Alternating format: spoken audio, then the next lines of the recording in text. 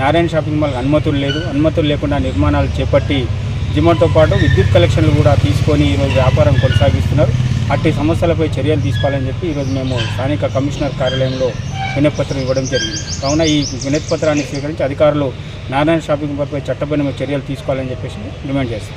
ఒకవేళ చర్యలు తీసుకొని పక్షంలో మేము ఒక 4 రోజులు వేచి చూసి తదుపరి కార్యాచరణ జిల్లా కలెక్టర్ గారిని స్పందించి అట్లా కూడా అది కూడా జిల్లా కలెక్టర్ గారు కూడా ఆదేశాలు బేఖాతరు చేస్తే మండల కేంద్రంలో మున్సిపల్ పరిధిలో పెద్ద ఎత్తున దళిత సంఘాల ఆధ్వర్యంలో పెద్ద ఎత్తున నిరాహార దీక్షలు ధర్నా కార్యక్రమాలు చేపడతామని హెచ్చరిస్తాం. నారాయణ షాపింగ్ మాల్ ఎదుట పెద్ద ఆందోళన కార్యక్రమం మేము చేపడతామని మేము అధికారులకు తెలుపుతా ఉన్నాం.